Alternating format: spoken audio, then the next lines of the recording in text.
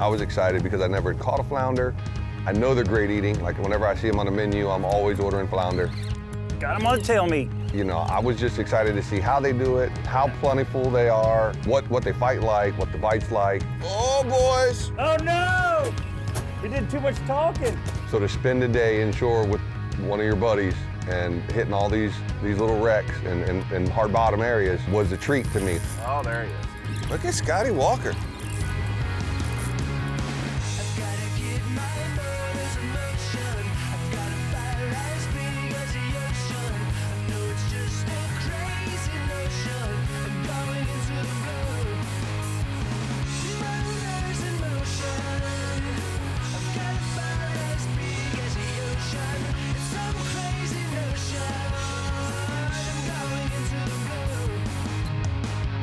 Simrad's Into the Blue, presented by Yellowfin, with Captain Scott Walker and Captain Steve Roger.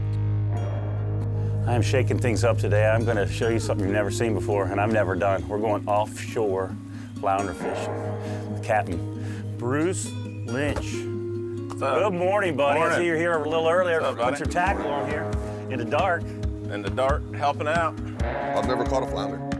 Never caught a flounder? Well, that's going to change how you flounder fish. Yeah.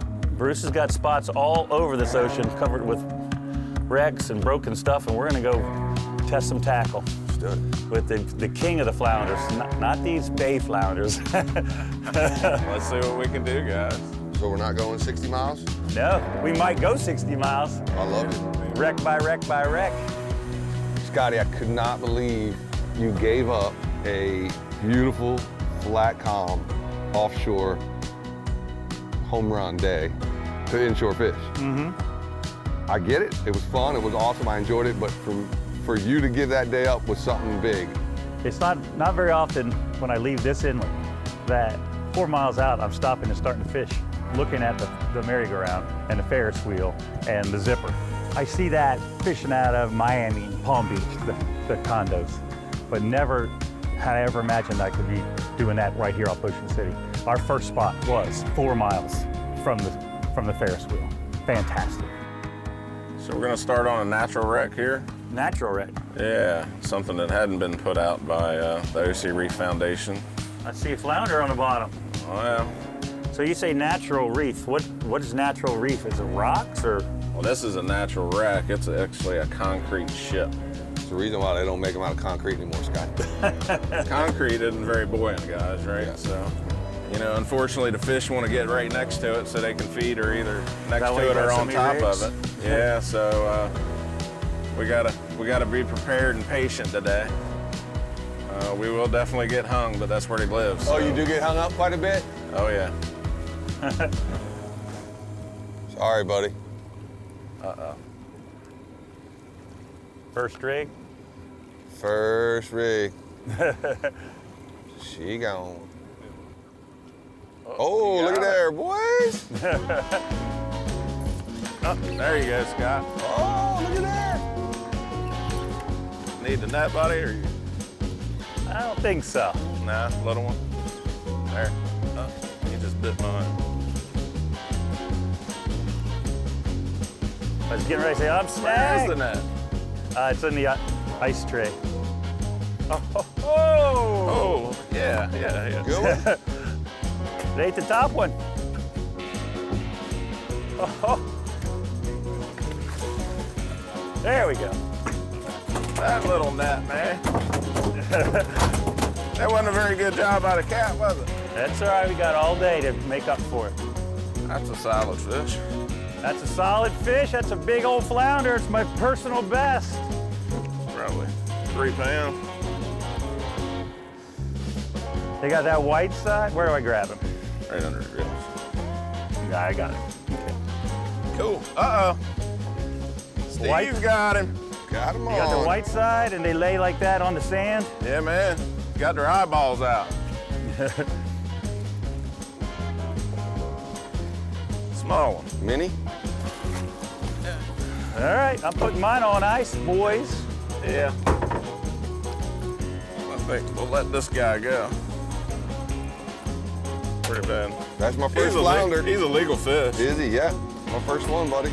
Try to We try to let those guys go. The flounder generally start in the spring. We catch them as early as March. March through June, we catch them in these back bays.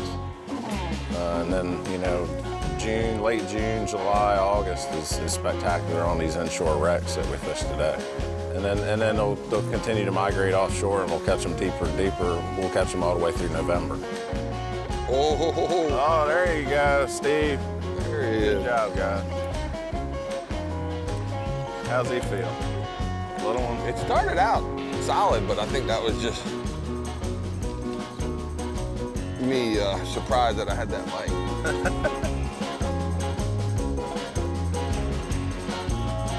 Ooh, on the bottom jig. Ooh. Is that a keeper? Yeah. Oh, sorry. I see why y'all use the net. Yeah. Flip him in. There you go, buddy. Oh, there he is. Look at Scotty Walker. He's reeling him like he's got a predator.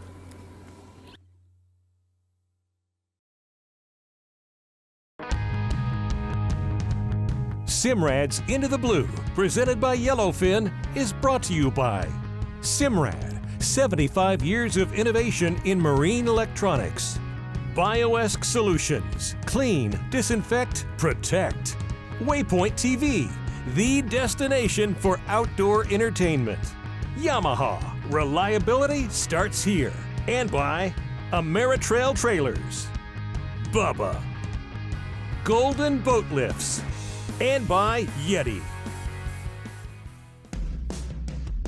Although we're surrounded by 60, 70 footers, there's still a whole fleet of outboards out here, boats under 30 feet. And they can't always go out, but it's still a short season and they want to go fishing.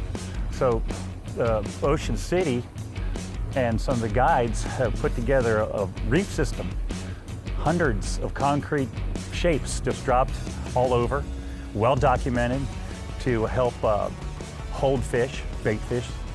And it turns out, you know, there's flounder, sea bass, a variety of other little fish, I don't even know what they are. There's striped bass, there's Spanish mackerel, bluefish, and it all can be had within 20 miles. When that inlet's passable, these boats are rolling out there and they're stretching out from Virginia to Delaware and just drifting for flounder.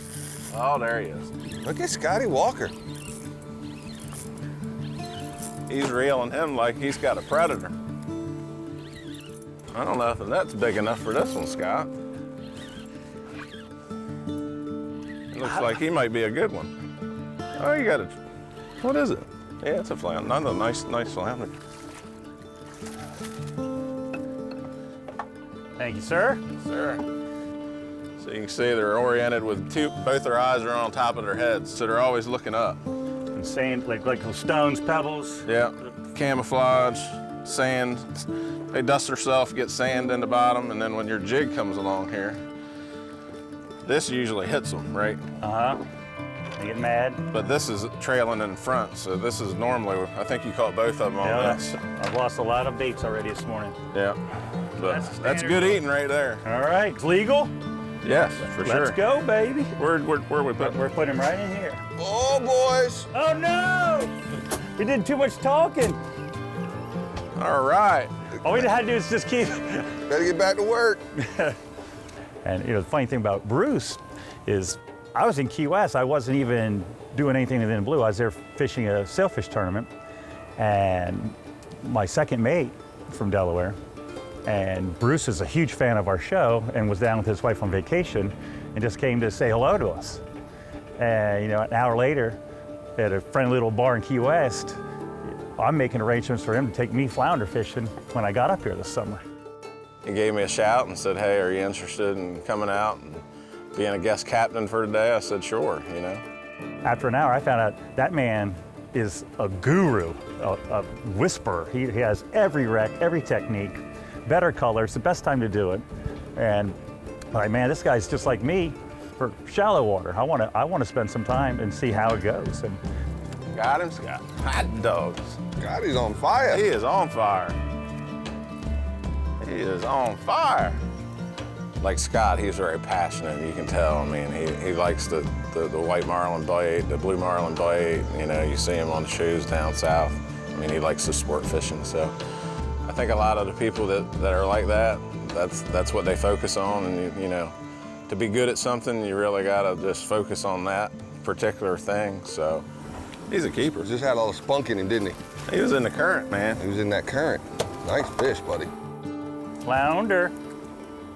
So yeah, my grandpop, he was a commercial fisherman. So I worked as a teenager for him.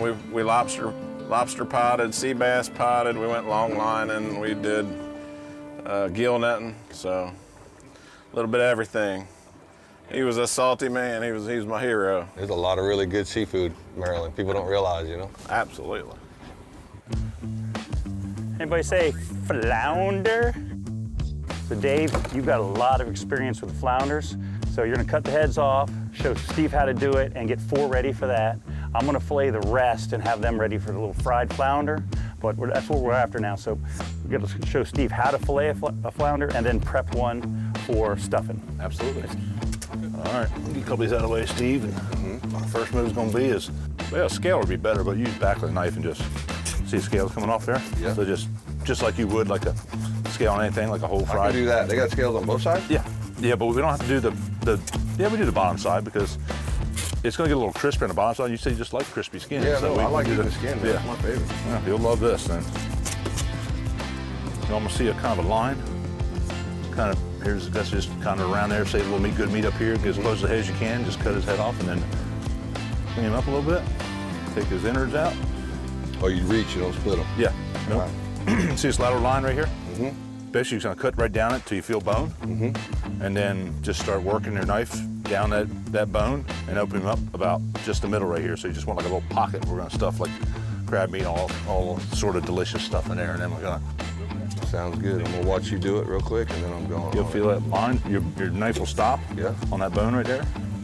Just kind of like you're filleting a fish, but not. You don't want to fillet them all the way. Don't disconnect the ends. That's correct. You just want to get enough there so you get enough stuffing in there. Ooh, I'm feeling what you're talking about so right you now. feel right buddy. the bone. You know, it'll be a line of crab stuffing in there, and that's going to be the best thing you ever tasted. Okay, you need to stop talking about food because I'm hungry. All right.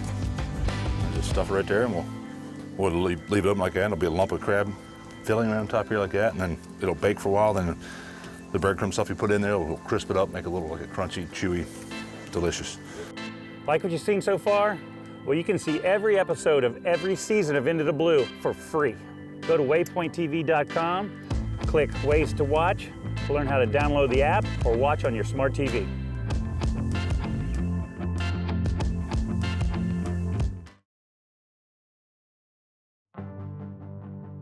I always enjoy fishing super light tackle, you know, the lightest tackle I can find. So I was excited because I never had caught a flounder. I know they're great eating. Like whenever I see them on the menu, I'm always ordering flounder.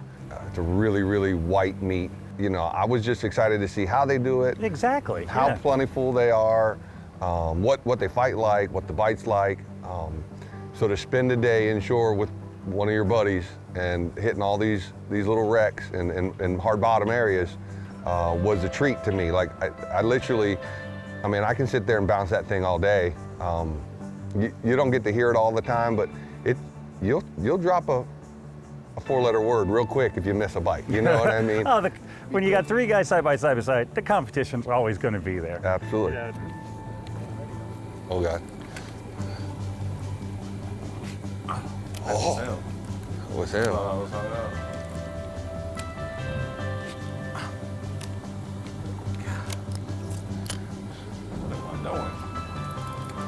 Sweet. Get you that after all those bites? Oh, nice move. Good save. Nice move. You tell the man ties the tackle, gets his stuff back. Ooh, I found the wreck too, boys. I should have had that. Oh, What happened? he swam out of the wreck and I You got pulled him it? off. There he is. Oh, You got him? there he is. Oh, I lost him.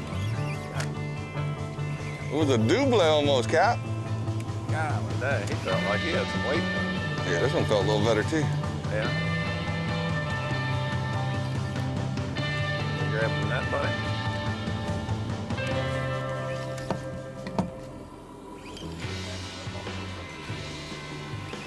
Oh, you just had one.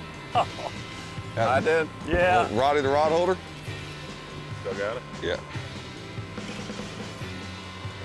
Look at that baby. There's one. All righty. Hit the top. Thank you, sir. Hit the top, guys. Thank you, thank you. One for the pail? Sure. Fry that baby up.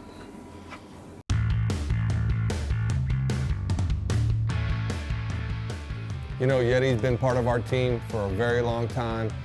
I use the coolers. You know, the cups are amazing. Heck, I got the chairs at the ball field now.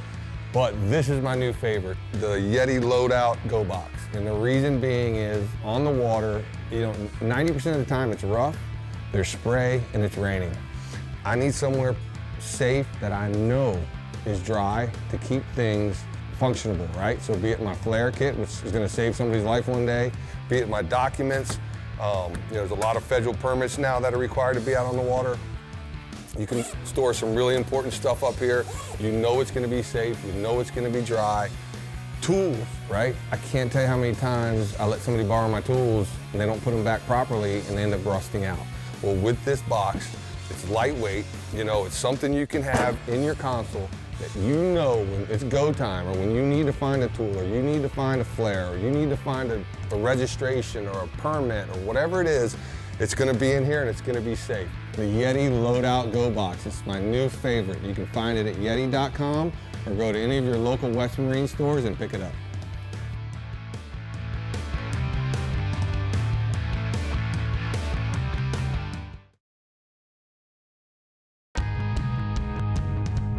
Simrad's Into the Blue, presented by Yellowfin, is brought to you by Yellowfin, only in a Yellowfin.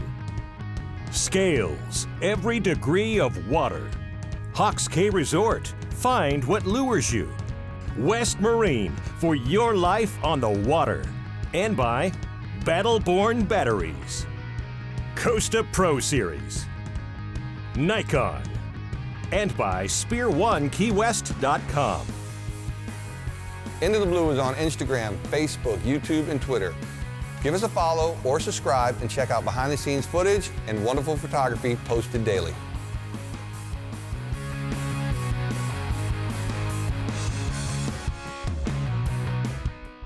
So you can see, I mean, we're right around 65, 70 feet, and then there's gonna be a variety of some concrete and a subcar here. So what we're trying to do is position the boat so we can come across that and try not to get hung up. Yeah, you can see where it's washed out, like where it lays in the sand hole. Yeah. That's where they like being right in that eddy. Down in that hole, huh? Yeah. All right.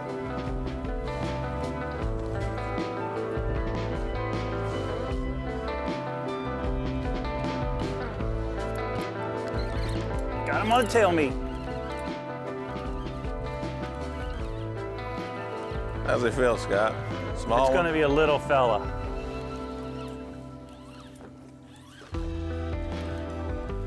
Dredge that one up. I didn't have any baits left. That's all I could do. We didn't have crazy bycatch.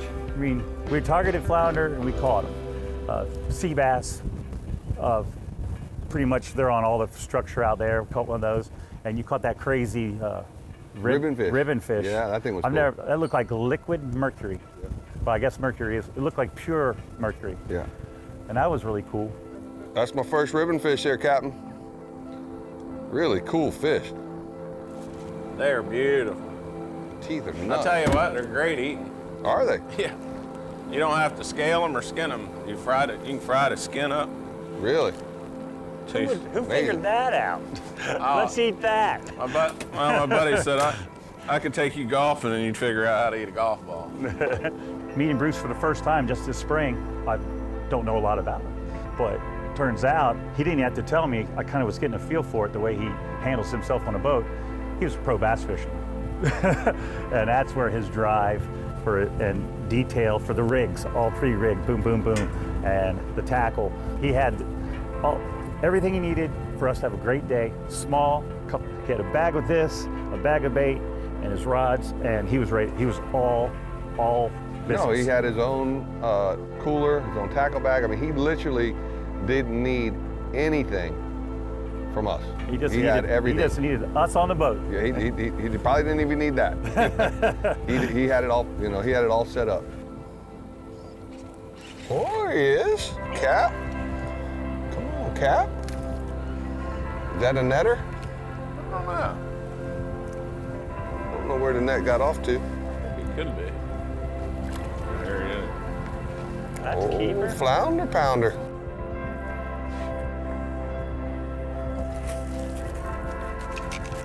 Good job, buddy. Clear. That was a day off for me on Angel Blue. That was my first day off where I just got on the boat and learned how to do something new. And he made it really easy. And I really appreciated that. They're all right here, buddy. They are? Yep. Oh, they're stripped. Oh, look at that one, boys. I got a hog here. That's where we're at. They're gaffers. Yeah.